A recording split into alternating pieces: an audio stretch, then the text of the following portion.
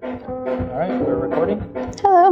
We are in the music and dance building at Hampshire College, Mm-hmm. which is why you can hear that stuff in the background, particularly when I'm talking, because Sean has the mic. This is where I work. It's a nice building. It's chill. Not many people come in here at 11 o'clock on a Saturday night, but I'm here. TX is also here.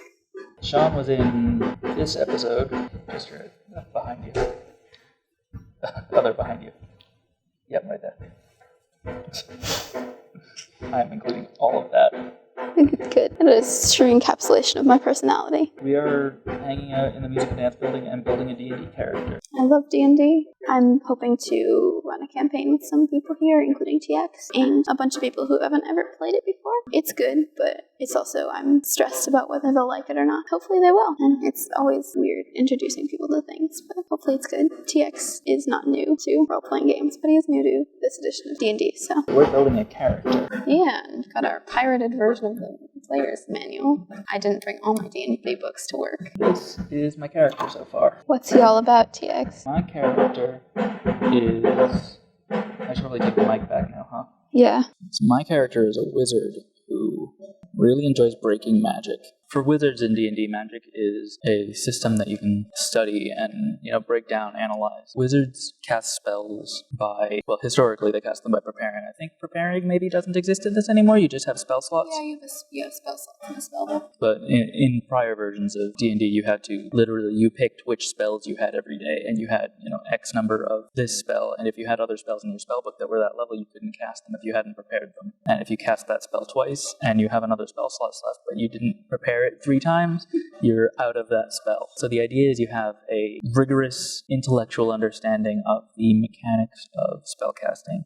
And I've always thought of a prepared spell as being sort of similar to, if you have a rigorous understanding of chemistry, you could prepare bombs. So the idea is you understand these mechanics, and so you can assemble a prepared trigger that will result in a predictable effect. This is as opposed to classes like sorcerers who use magic organically from an intuitive understanding of it as sort of an art form, like cooking, or a cleric who gets their spells from a divine power. So I'm making a character who takes that rigorous understanding approach and fucks with it. So the idea is if you understand the mechanics of a spell, if you understand that if you do all of these things, it results in X effect, you should be able to do those things slightly differently to achieve a slightly different effect. This is going to be difficult to balance because traditionally in D&D, subtly changing the effects of your spells, that involves feats and special skills, and it's a very expensive thing to do with your character. We're having to be very careful in figuring out how I can play a character who does this as like their primary function and still keep it balanced. I'll work on that.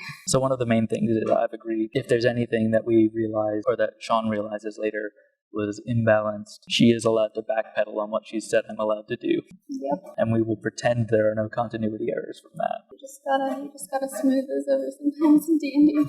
So yeah, that's what I'm doing tonight. It is about 11:30 and I've just recorded my vlog.